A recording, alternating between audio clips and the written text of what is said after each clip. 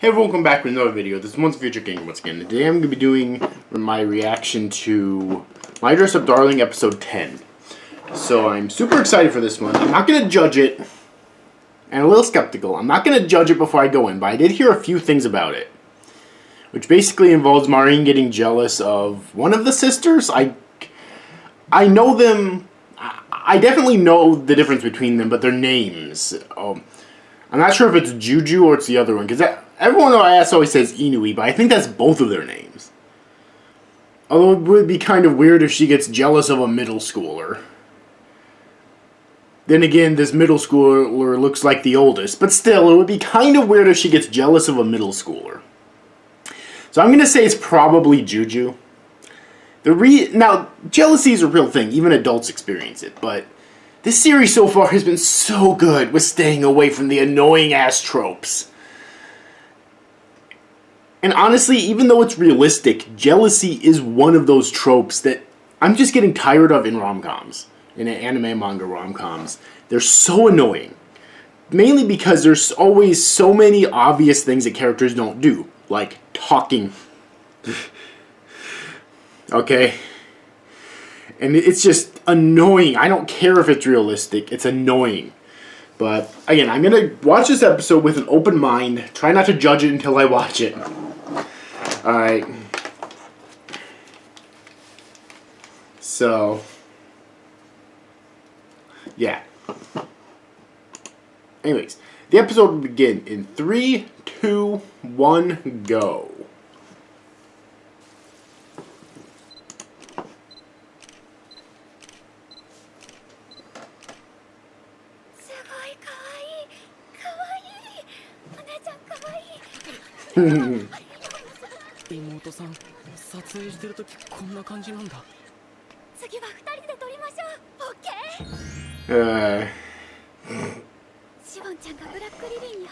So basically, it looks like it's picking up immediately where the previous episode left off, for the most part.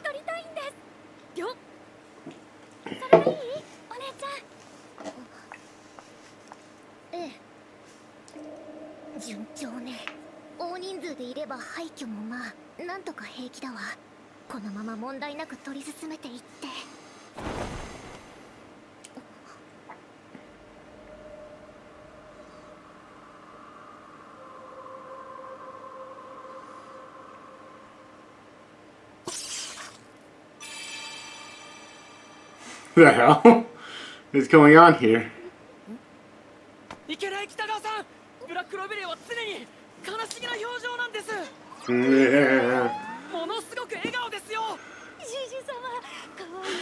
I see. She's coming out of character. I love how Gojou, like, knows these characters that well already. I mean, he's probably watched a lot of it in order to make the costume, so I guess it makes sense. I just think it's funny, because he's like a complete normie. Well, at least he was. Maybe he can't even be considered a normie anymore.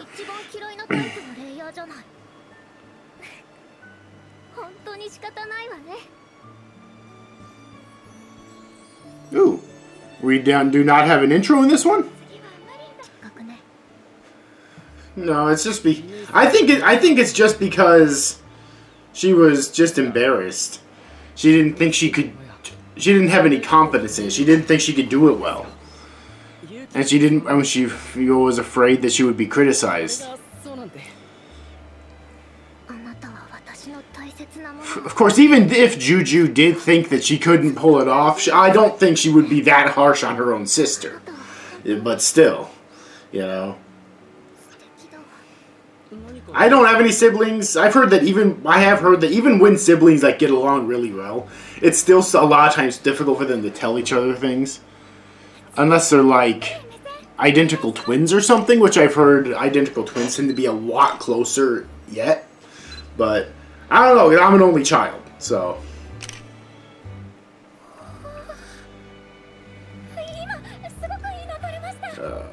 The author of the series is female, and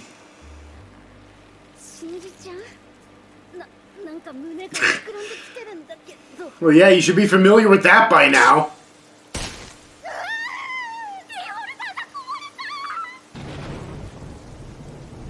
Hey, it lasted way longer than it should have.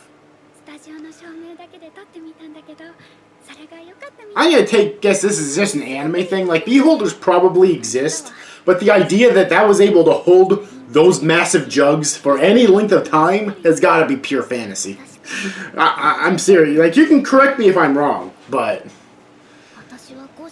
then again, honestly, few women actually have boobs that big in real life, anyways.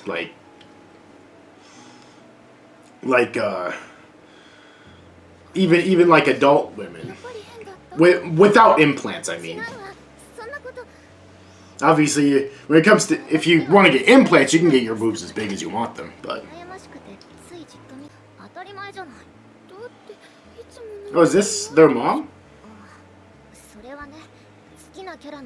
That's cool.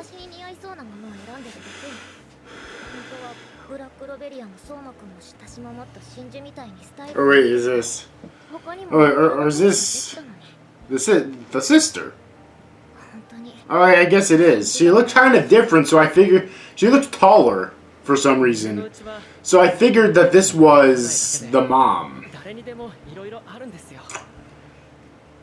But no, apparently this is Shinju, okay.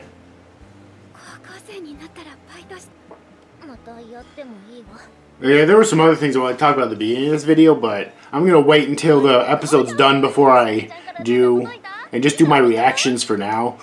I'll try to remember to do them at the end of the video, though.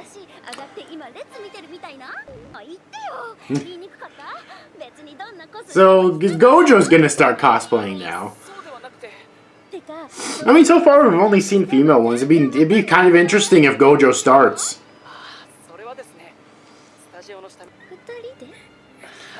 Okay, yeah, so this is the part.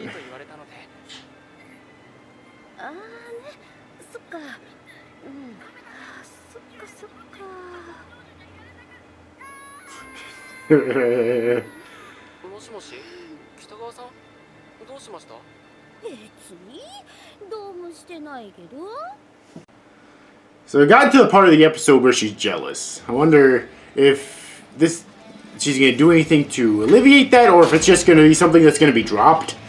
I'd be happy with either, honestly, if they like completely drop it and that was just a one-off gag, or if she decides to take action to, you know, make sure that she's not jealous anymore. You know, like logical, using her brain.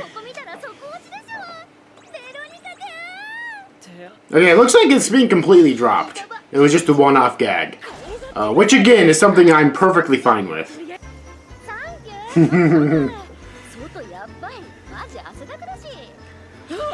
Of course they had to have a tan Marin in this series. Yeah, I mean, most Gyaru are tan in anime and manga. She wasn't, which kind of, I guess, made her more unique. But of course, there had to be a tan Marin in this series. Now I'm curious if she's going to remain tan for the rest of the series, or for a good portion of it, or if, like, in the very next episode, she's not going to be tan anymore. It's not realistic, but it's definitely something I could see happening in an anime and manga, though.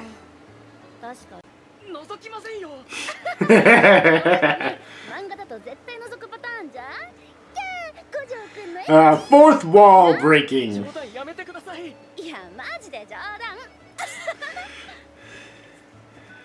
The funny part is that at this point she probably wouldn't do that. Like, she'd be embarrassed, sure, but Marin is amazing, and she is not at all the generic, like, rom-com love interest. Even the one thing I was concerned about with this episode, it seems like they dropped completely.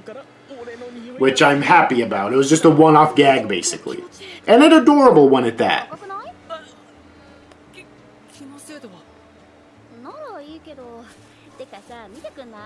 So now, since they mentioned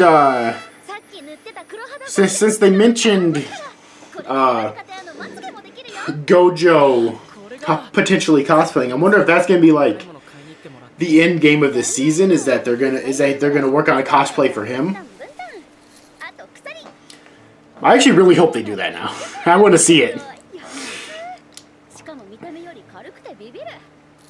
By the way, I've been writing an analysis of the first half of the series.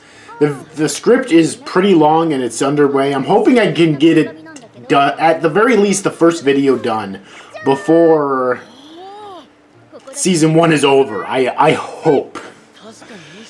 I've been rewatching the series in dub too, so I make sure I don't miss anything major. I didn't even notice. She already lost her tan. I didn't even notice before. I mentioned earlier that, like, you know, she might lose her tan by the next episode. She lost her tan in the same episode. I didn't even notice. Oh, so adorable. So much better than Nagatoro in that regard. I'm sorry I keep bringing her up, but it's like, Nagatoro has kind of a similar scene where she also has the stereotypical cute anime girl fangs, you know. But even that's so much better here. I mean, everything is better here. Literally everything. The only thing this series is missing is an art club president stand-in.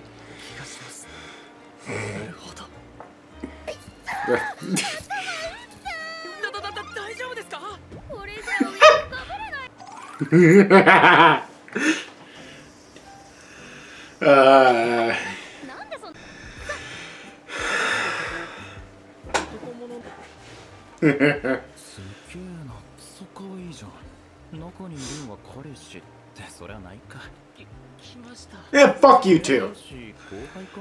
I mean, I get the sentiment. He probably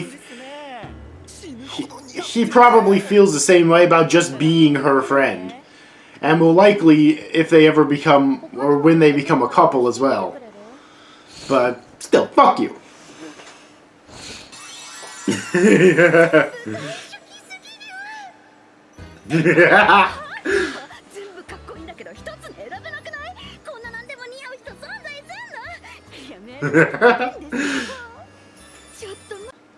Like, I don't know how long it's going to take for these two to get together as an actual couple. But even if it takes a long time, I still think this is so refreshing that she is literally admitting to herself at this point that she is in love with him. Alright, I'm going to talk about more about this actually at the end of this video, because I do want to bring it up. It's something I'm going to mention in the analysis video I'm working on as well. But I want to mention it at the end of this video because I think it's really important. It's one of those things that's just really important for illustrating why I love this series so much. Don't want to explain it right now because I don't want to leave too much of this in fear I'll get a copyright strike or a content ID claim or whatever. So basically this is a date without technically being a date. Like, it's not an official date. He definitely wouldn't consider it to be such because of the low opinion he has of himself.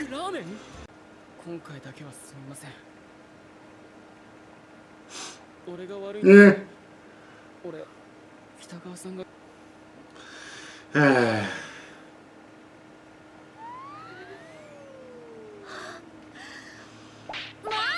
Yeah, that's pretty standard in anime though.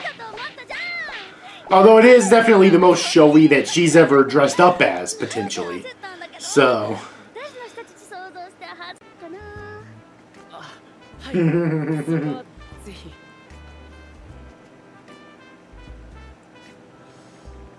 No, you're not.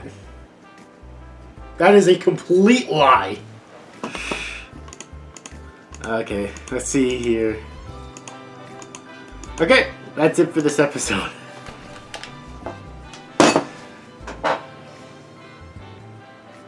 What can I say? Once again, best episode yet. That's all I really can say. You know? Oh, God. Oh, fuck. Now I forgot what I was going to say about the series. It's really important, too, so I really hope I don't forget it for the video, for the analysis video.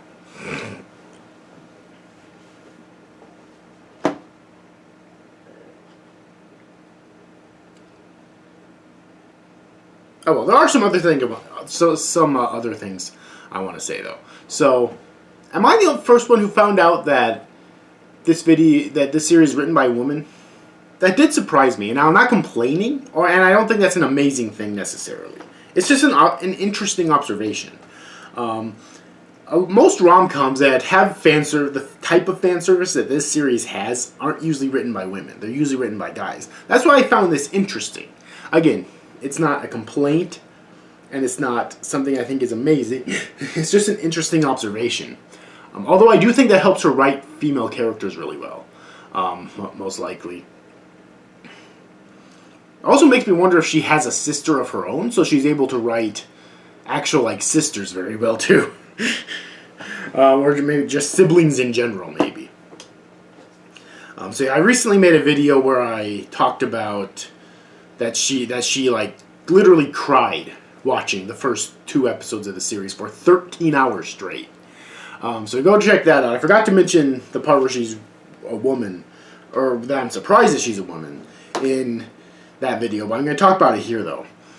Yeah, the fan service that you see in this series is very much focusing on stuff like boobs and stuff like that, which, you know, normally is stuff aimed towards guys, so you don't normally see female mangaka writing that kind of fan service. If a female mangaka is writing fan service, it's usually stuff that stereotypically would appeal to straight women. You know, right? So stuff like abs and stuff like that. You know, the fan service you would see in Free Iwatobi Swim Club. Okay. Not necessarily fan service you see in this show. There are no complaints whatsoever in what I'm saying. It's just an interesting observation that I wanted to make. Alright. Seriously. So this episode was amazing. Best episode in the series yet. I think the fun... honestly, my favorite part was probably... God, I don't know. It was either the one-off gag with her being jealous.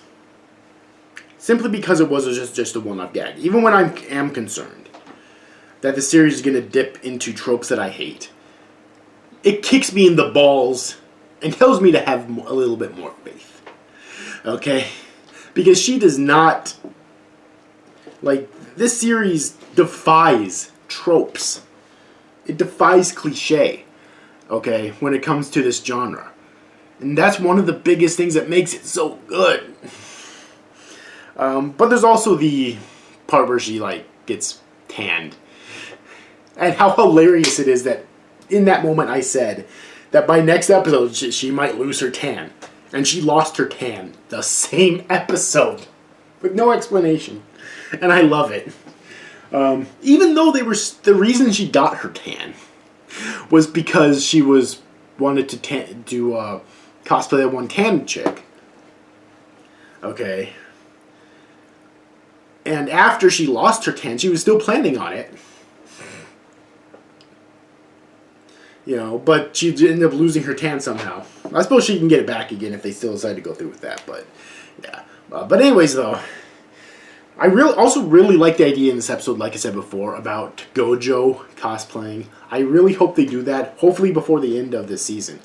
Although the season only has 2 episodes left. Which is sad. But I'm definitely going to go read the manga as quickly as I can. Probably finish a few others I'm reading currently, but as quickly as I can, I do plan on going to read the manga once this is done, because it's so good. And I really, really hope this gets a second season. Look, people are going to hate anything that's popular. That's just an objective fact. Okay? I'm sure there's people who don't like the series for legitimate reasons. By legitimate reasons, like, you can hate whatever you want to hate. By legitimate reasons, I mean for any reason other than just because it's popular. I can't think of a reason. I'm sure they exist. Okay? And also beyond the stupid-ass reason, it's just about fan service, which it obviously fucking isn't, dumbasses. I mean, it's one thing to not like a series. You can't be wrong if you're expressing an opinion. For the most part, there's no, like, objective truth when it comes to reviewing and analysis. But you can absolutely be objectively wrong when you're clearly relaying false information about a series. And it is objectively wrong to suggest that this series is just about fan service. That is complete bullshit. My God. And that is like a real thing that people have been saying. Chibi Reviews recently made a video talking about this. It is fucking insane how stupid some people can be. Oh my God. I've considered making a video about this myself so I can rant about this more because it is so fucking retarded. Anyways, this series is amazing. This episode was the best episode yet. The ending was also really, really funny where she said, she was just kidding about sending him a picture. No, she wasn't. She's not fooling anyone outside of him. He's the only one she's fooling. She's not fooling any of us. She wasn't kidding at all. But yeah, that was really funny. So anyways, hope you enjoyed this video. If you did, please make sure to give it a like and subscribe to my channel for more content in the future.